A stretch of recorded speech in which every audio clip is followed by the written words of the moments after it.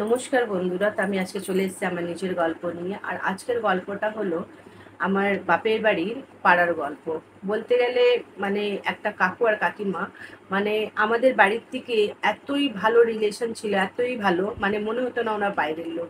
মানে বাবার সাথে কাকুর তো এত ভালো, মানে নিজের ভাইয়ের মতন একদম, মানে একসাথে খাওয়া দাওয়া, কোথাও মানে হয়তো বাবা কোথাও যাচ্ছে তো ওনাকে নিয়ে যাবে, বা উনি মানে নিজের মেয়ের ছেলে যখন বিয়ের সময় মানে হয় না সম্বন্ধ দেখা কিছু করাতে আমার বাবাকে নিয়ে যেত সঙ্গে করে।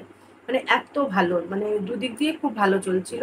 এবার কি ওনার না ছেলে মেয়ে একটু বেশি আমাদের বাড়ির থেকে, আর কাজ দুজনে এক জায়গায় করতো, বাবা আর ওই কাকু।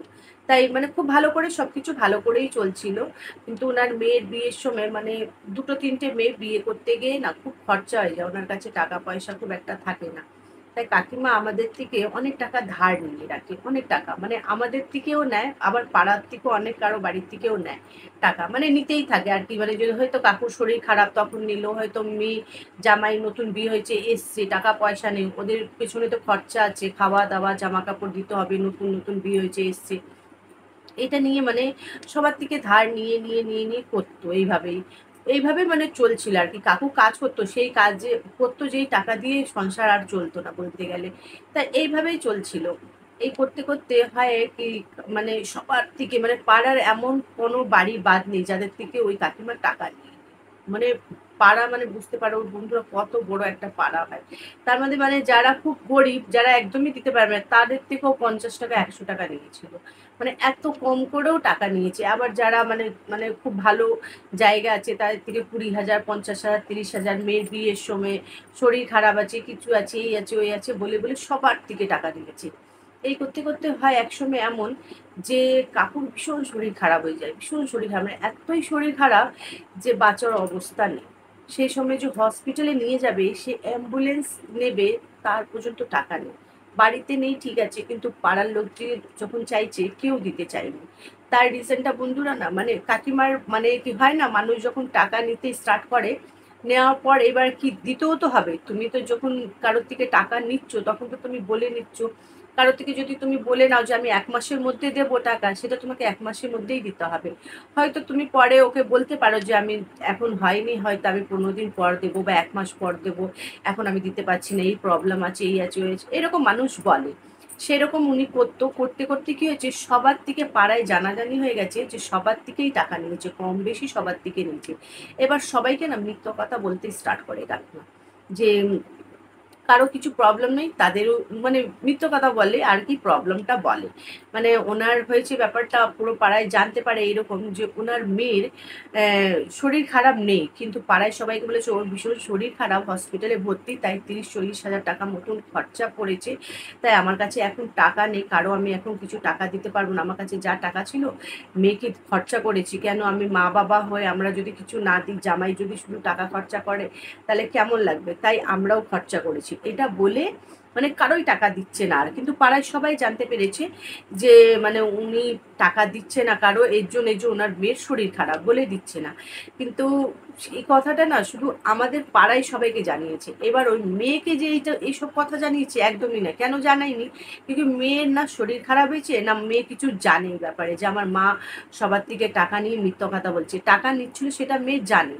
কেন, ও যখন বিয়ে হয়নি তার আগের থেকে মা সবার থেকে কিছু কিছু টাকা নিত, সেইগুলো ও জানে ভালো করে।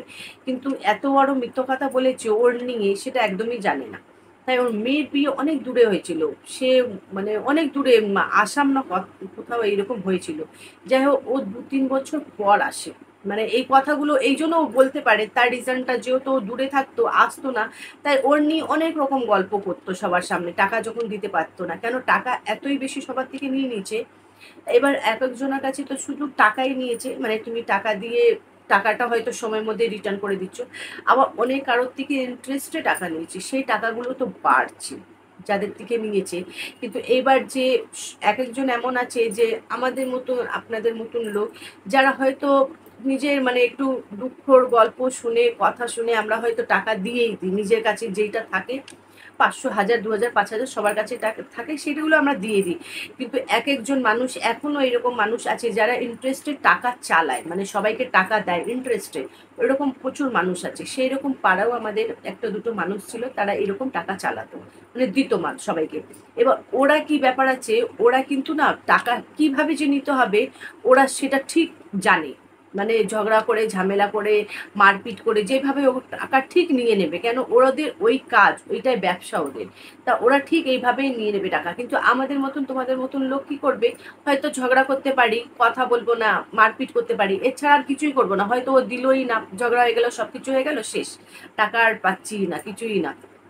কিন্তু ওরা যারা দিয়েছে তারা হলো 1 নম্বর লোক। কেন 1 নম্বর? তারা কিভাবে টাকা নিতে হবে ওরা বেশ ভালো করে এটা জানে।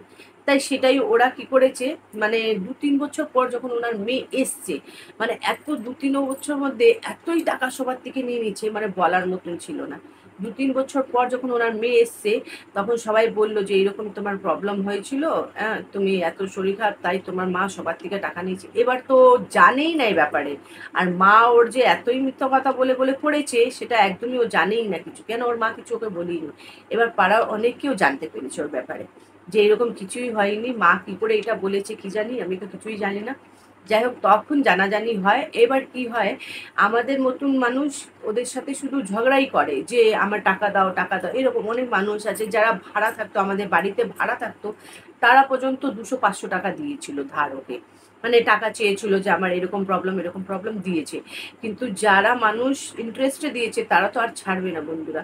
সেই রকম অবস্থায় ও যেইভাবে হোক ওর, মানে মেয়ের কাছে কিছু টাকা ছিল, আরও যারা চেনার লোক, যারা মানে খুব এই করছিল, তাদেরকে ওর মেয়ে টাকা দিয়েই শ্বশুর বাড়ি গেল। মাকে খুব বুঝিয়েছে, তুমি এত মিথ্য কথা বলেছো, পাড়ার লোক কি ভাববে, আমাদের এই এত এই করেছো, এরকম।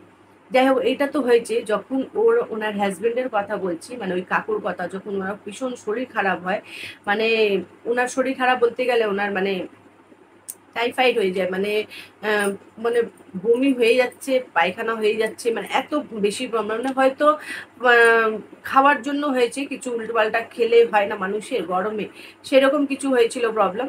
যাই হোক, তা কি হয়েছে ব্যাপারটা, মানে ওনার অ্যাম্বুলেন্স, মানে যে বলবে আনার জন্য, সেই টাকাও ওনার কাছে নেই। এবার সবার থেকে টাকা চাইছে, সবার থেকে। আমাদের বাড়ির থেকেও খুব কম কথাবার্তা হয়ে গেছিলো, কেন টাকা যে নিয়েছিল আর মিথ্য কথা বলেছিল, অনেক মিথ্য কথা বলতো। তাই আমাদের বাড়ির থেকেও অনেক, মানে বাবা আমার কি না, সব কথা না মুখের ওপরে বলে না, মানুষের সাথে হয়তো খুব একটা মিশবেই না, যার সাথে দেখবে ওর মানে মানে কথাবার্তা অন্যরকম চেঞ্জ হয়ে গেছে, মিথ্য কথা বলছে, তার সাথে আমার বাবা বেশি মিশেই না। কেন, বাবার আমার ছিল পুরো না, যে তুমি তোমার মনটা যেমন পরিষ্কার, আমার মনটা ওইরকম পরিষ্কার, আমি যেটা বলবো সত্যি, তুমি যেটা বলছো সত্যি, সেটা সেইভাবে হয়তো রিলেশন বা বন্ধুত্ব রাখা যায়। এবার তুমি যদি মিথ্য কথা বলছো, সেটা যদি অন্য কারোর থেকে এগুলো শোনা যায়, তখন ভীষণ খারাপ লাগে। সেটা আমার বাবার পছন্দ একদমই ছিল না। তাই বাবা ওদের সাথে খুব কম, মানে কথাবার্তা বলতো, কিন্তু ওই রকম না যেমন আগে ছিল। যখন টাকা শুনে লোক যে পাড়ার সবার থেকে নিয়েছে আর এরকম মিথ্য কথা বলে, তখন থেকে বাবারও একটু খারাপ লেগেছিল। যাই হোক, আমাদের বাড়িতে আসেনি, পাড়ার সবার থেকে টাকা চাইছিল অ্যাম্বুলেন্স আনার জন্য। কিন্তু বন্ধুরা, তখন আমি বুঝতে পারলাম যে কেউ টাকা দেওয়া রাজি ছিল না, কেউ না, কেউ না, বলতে গেলে কেউ রাজি ছিল না। কেউ, মানে একটা অ্যাম্বুলেন্স আনতে গেলে 400-500 টাকা মতন লাগে আমার মনে হয়, এর থেকেও হয়তো বেশিও লাগতে পারে, কিন্তু এই টাকা পর্যন্তও ছিল না। কিন্তু ভর্তি করবে যেখানে হসপিটালে টাকা লাগবে না, কেন সরকারি হসপিটালে তো টাকা লাগে না, কিন্তু ওইখানে ওষুধ ওষুধ কিনতে হয়তো টাকা লাগতো, কিন্তু ওই 500-1000 টাকাও কেউ দিতে চাইছিল না। সবার পা পর্যন্ত পড়ছিল কাকিমা, আমি নিজের চোখে দেখলাম। আমি তখন টিউশনি পড়ে আসছি, তখন দেখলাম একজনের রাস্তায় পা পড়ছে আর বলছে আমাকে দাও, আমার খুব শরীর খারাপ। তখন বাড়িতে এসে বাবাকে যখন আমি এই কথাটা বললাম, বলছে কোথায় ও, যে বাইরে, আর কাকুর শুনলাম নাকি শরীর খারাপ। আমি বলছি বাবাকে, বাবা বলছে আচ্ছা আমি দেখছি। তখন গেছে বাবা, ওই মানে কাকিমার সাথে কোনো কথা বলিনি, কিছু না, ডাইরেক্ট বাড়িতে গেছে। বললাম 1-2-4টে বাড়ি বাদ দিয়ে ওটাদের বাড়ি ছিল। তখন গিয়ে দেখছে সত্যি তো খুব শরীর খারাপ। তখন বাবা নিজের থেকেই সব করে দিয়েছিল, মানে অ্যাম্বুলেন্স আনার থেকে সব করে দিয়েছে। আর বাবা পরে বলেছে কোনো টাকা আমাকে দিতে হবে না, আমি 500, 1000, 2000 টাকা আমি নেবো না, এটা আমি নিজের ওকে আমি ভাইয়ের মতন, আমার দাদার মতন ভাবতাম, সেই হিসাবেই করেছি। আমার কোনো টাকা দিতে হবে না। মানে কাকু ঠিক হয়ে বাড়ি চলে এসেছিল, কিন্তু ওদের ভীষণ এটা খারাপ লেগেছে যে কিছু টাকার জন্য মানে সবার থেকে আমি এতই টাকা নিয়ে নিয়েছি আর এতই বড় মানে আমি ভুল করে ফেলেছি, তার জন্য আজকে মানুষ আমাকে মানে খুব ভীষণ খারাপ ভাবছে আর খারাপই করছে। কিন্তু সত্যি উনি এতই টাকা নিয়ে নিয়েছিল সবার থেকে কি ওনার মিথ্যা কথা বলার মানে জায়গাই ছিল না। মানে এতই মিথ্যা কথা বলতো, এতই মিথ্যা কথা, মানুষের রাগ উঠে যেত ওনার উপরে। যাই হোক বন্ধুরা, এখন ওরা বলতে গেলে ভালো আছে। তার রিজনটা ওনার মানে মেয়েরা ভীষণ হেল্প করলো, সব মেয়েরাই হেল্প করলো যখন জানতে পারে যে এত বড় প্রবলেম হয়ে গেছে। লাস্টে ওরা বাড়ি বিক্রি করার জন্য ভাবে। আর ওনার মানে ছেলে একটা ছিল কিন্তু খুব ছোট, মানে ছেলের এখন যখন আমি ছোট এরকম ছেলেও পড়াশোনা করতো, তখন কোনো কিছু করতো না।